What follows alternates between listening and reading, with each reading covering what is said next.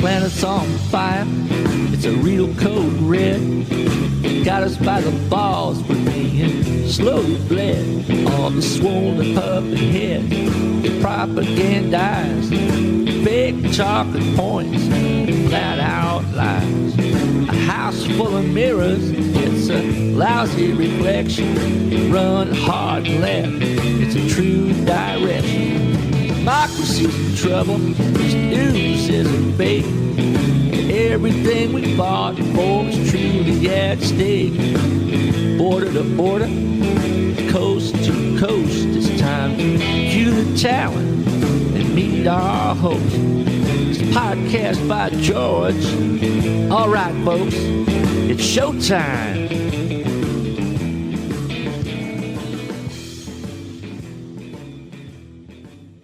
Hello, hi, how are you? Welcome on in to another podcast by George. Well, I'm happy to be able to get him back. It's Paul Jay's coming on the podcast by George live line. We're doing a recording here to get this straight, get it right. We had some technical difficulties on the internet in the previous show, but I'm sure this is going to be good, and you're going to like this because this guy's on top of it. He's all over it.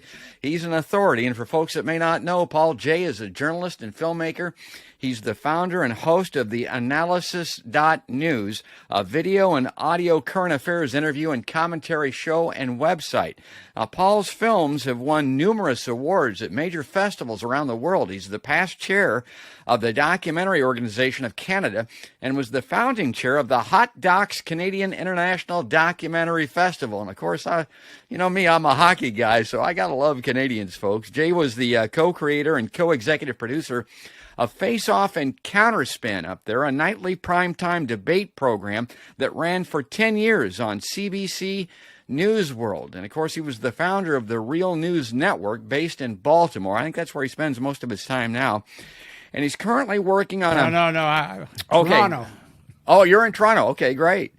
He's currently working on a documentary series with Daniel Ellsberg based on Ellsberg's book, The Doomsday Machine. And I got to bring this up on screen real quickly here because it's a nice segue, and we've talked about so many things. On the front page of the New York Times just today, and this one I want to get to, Paul, and maybe we'll just foreshadow a little bit and bring you back on to talk about it more in depth.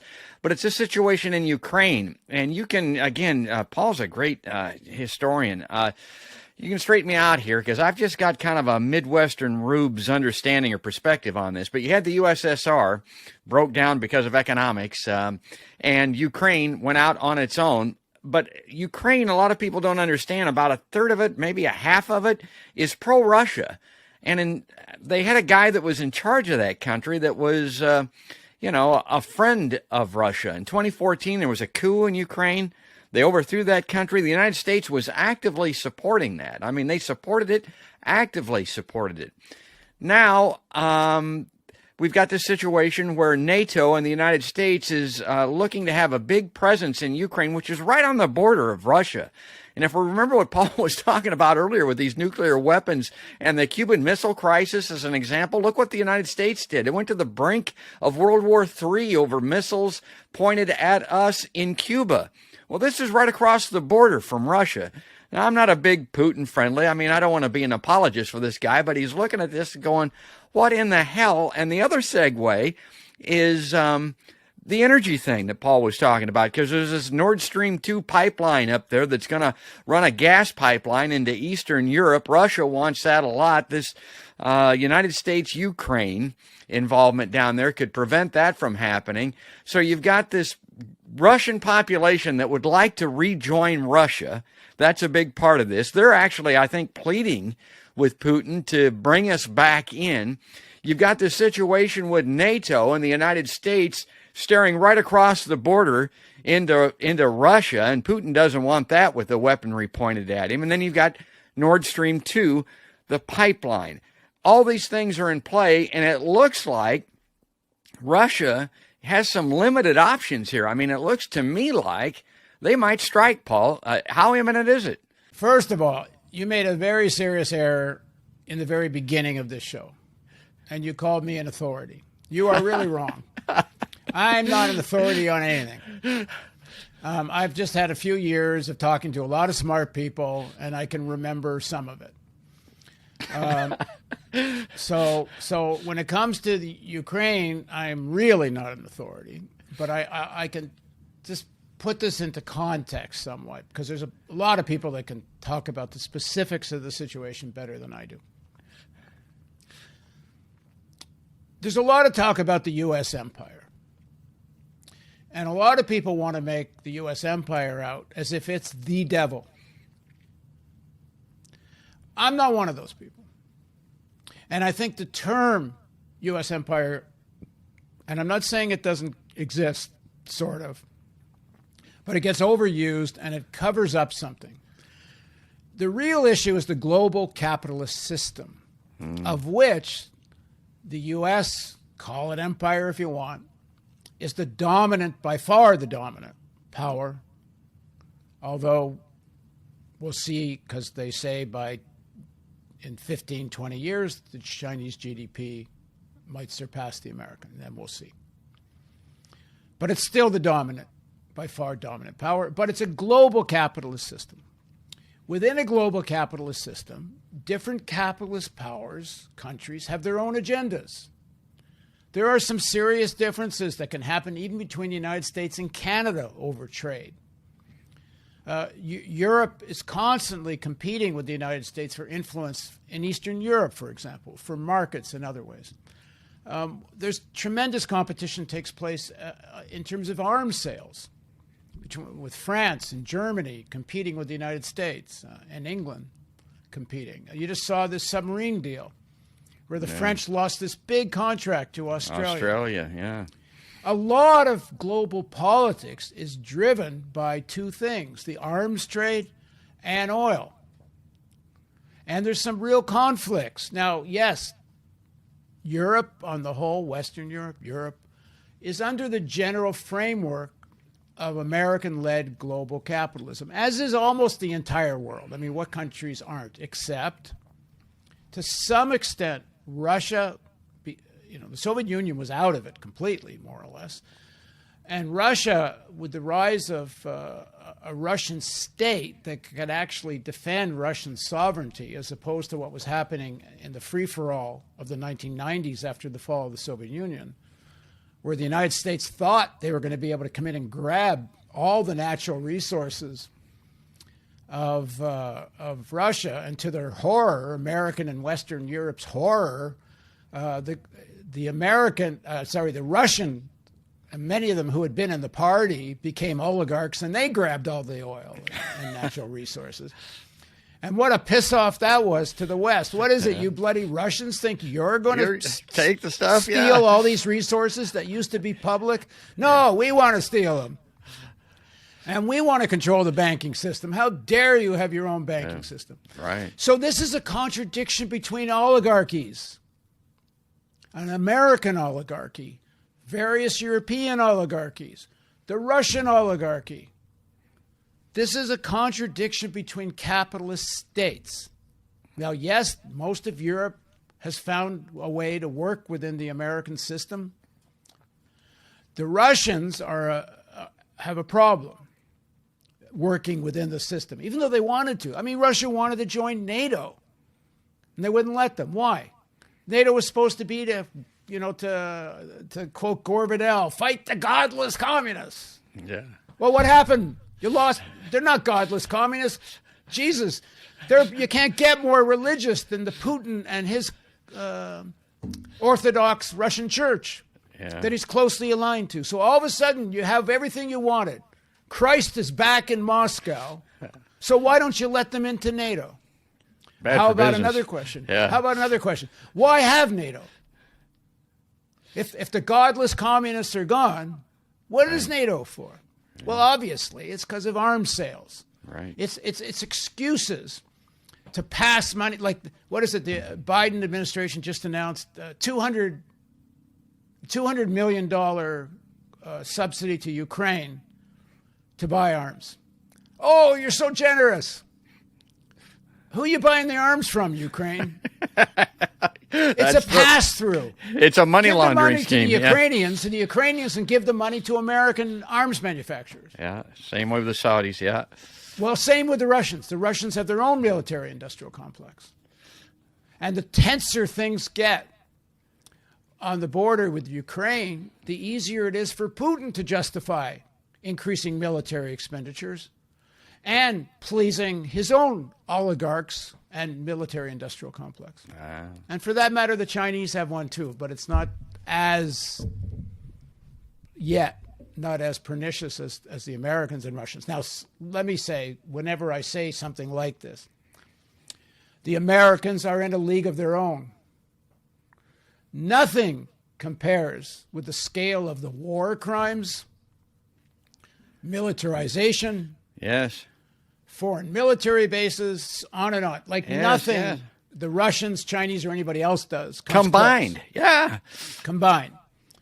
But that doesn't mean the Russians don't have their own oligarchical-driven agenda. But that agenda is not to invade and try to occupy anybody right now, because it's a pain in the ass.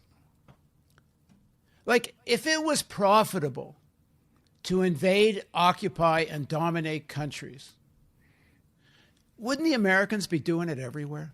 Yeah, didn't work for us, It doesn't work. It hasn't worked since, like, the mid-1800s. Yeah. Old-style colonization isn't profitable because people fight back. Yes. It's too hard to control. Yes. Now, are the Russians meddling in Ukrainian politics? Are they going to try to make, in one way or another, have a government in Ukraine that's more allied with them? Sure. Duh. Yeah, of course. And the Americans haven't done exactly the same thing. In fact, essentially having already organized a coup against the previous president who was aligned with Russia. Yeah. And the Americans do it everywhere. God, the Americans completely interfered in the Canadian election in 1962 and dumped Prime Minister Diefenbaker because he wouldn't accept nuclear weapons on Canadian soil. Not because he had anything against nuclear weapons, but he wanted the Canadian government to control them. And so Kennedy organized to literally sent Lou Harris, the pollster, with a false name and a false passport to the U.S. Embassy in Ottawa.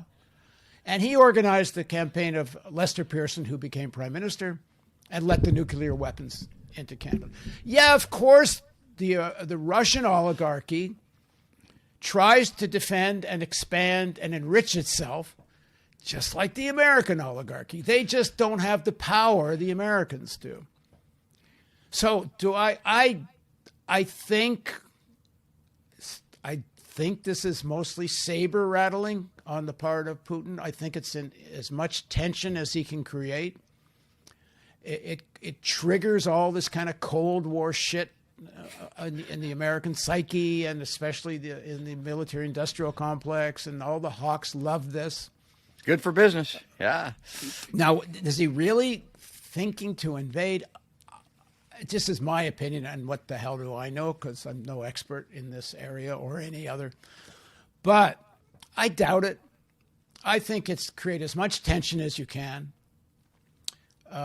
Make it really clear that Ukraine is not going to be part of NATO. And I would guess the Americans are going to, and probably already have, told him quietly that Ukraine is not going to be in NATO.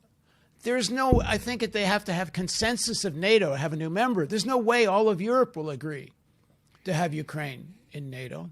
Mm-hmm. The bigger issue in terms of threat is these nuclear weapons systems that are in some of the countries that used to be in the Warsaw Pact and now are in NATO that can hit Moscow in 4 or 5 minutes. Mm-hmm. That is a threat. But really, how big a threat? Do they really think, does Moscow really think they're going to fire nuclear weapons at the Soviet Union? Because there's something the Soviet Union has that so do the Americans have. And it doesn't matter if they can hit Moscow or whatever in 4 or 5 minutes. It's something called submarines.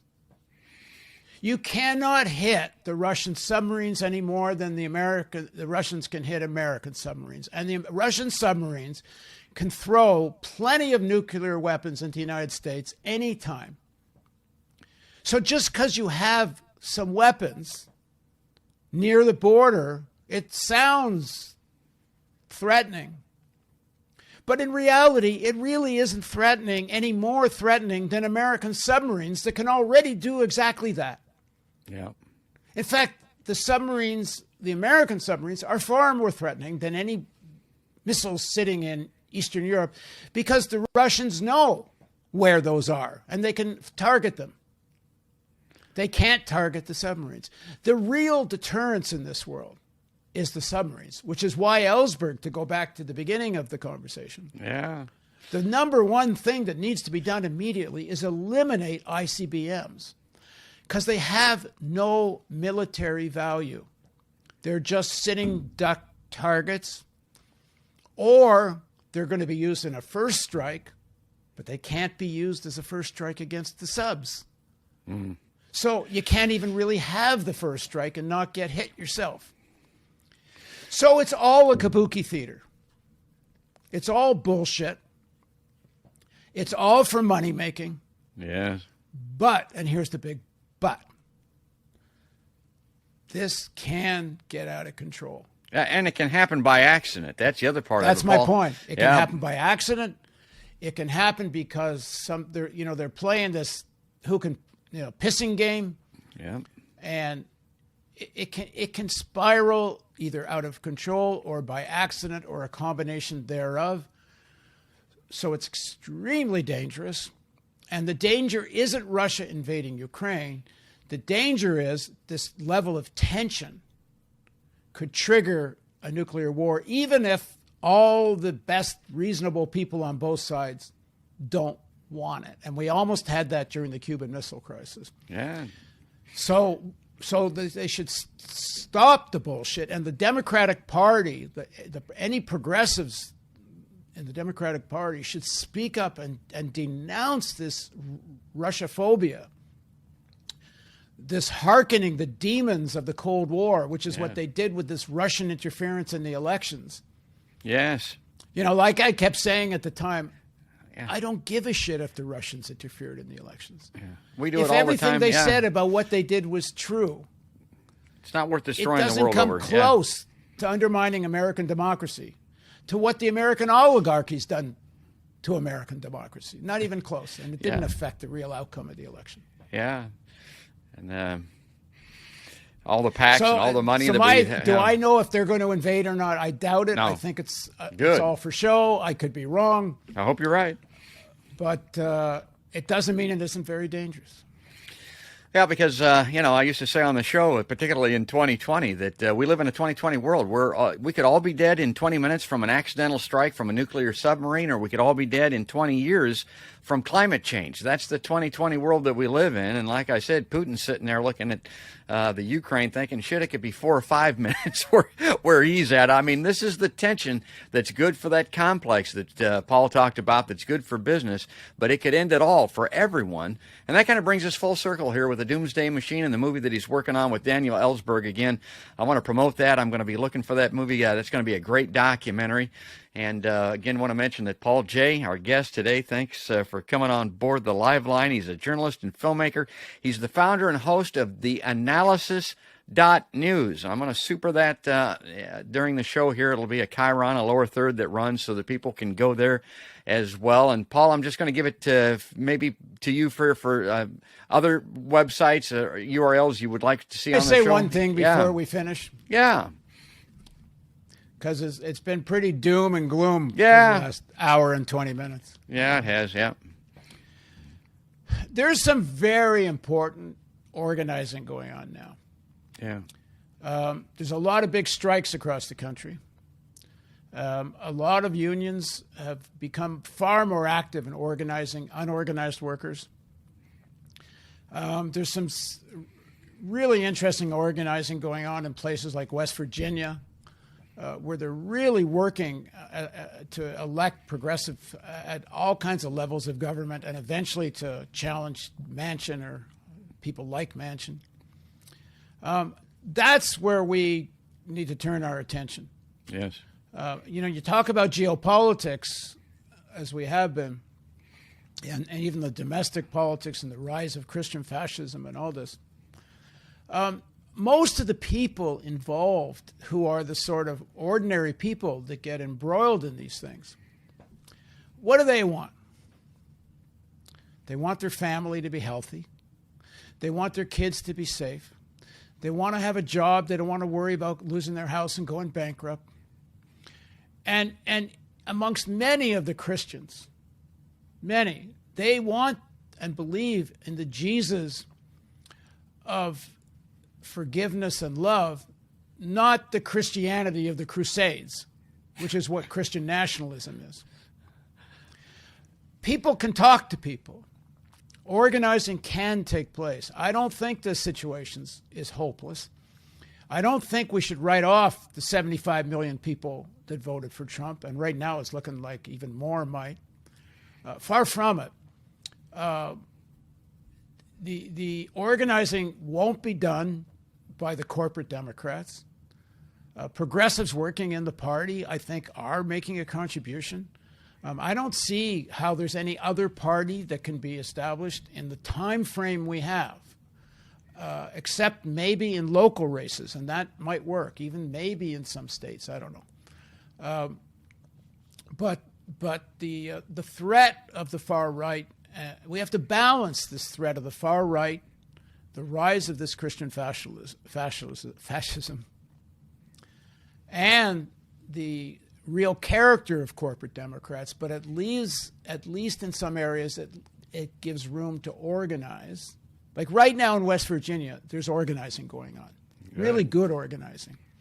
If Christian nationalists all out, full out ran West Virginia, I think those people would be in jail.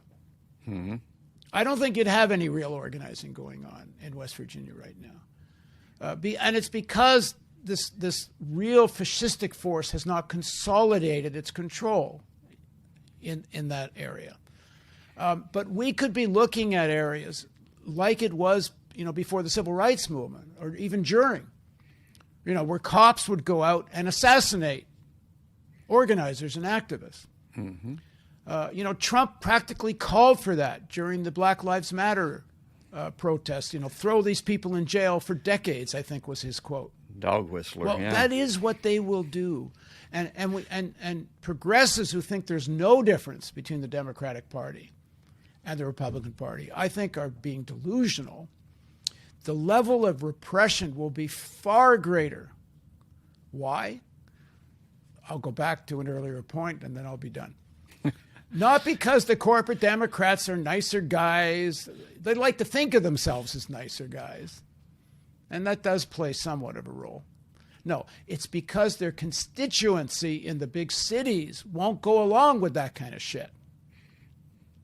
So they can't play the same role the Republicans play. And as I say, they don't really, in terms of how they see themselves, they're great believers they can have capitalism without its excesses. They really believe it. And of course it's nonsense, but they think so. So it's a very complicated situation, but it's not hopeless by any means. All of us need to figure out how to, if you can't actually get trained to organize yourself, support people that are. I said in my New Year's message, we're at the Analysis really going to try to focus more on letting people know who are the organizers, what are the obstacles they're facing, and try to articulate better some of the issues that are confusing people that are getting duped by this rising fascism, or duped by corporate Democrats. Because, I said before the last election, people should vote for Biden, but without illusions. And those illusions are very dangerous. So, we got to speak the whole truth, not just some partisan truth.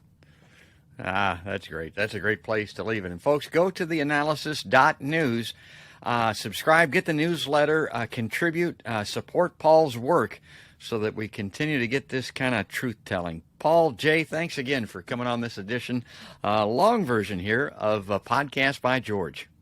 Thanks very much, George. And folks, if you like Podcast by George and guests like Paul J., go to podcastbygeorge.com. Just pick an icon, a platform there where you'd like to subscribe. Click on the little badge. It'll take you straight to that location.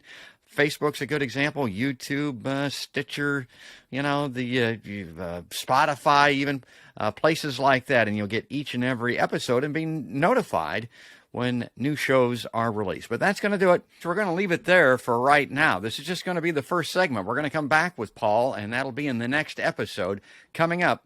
And make sure you don't miss that one, because this is great. But this is the end of this particular segment.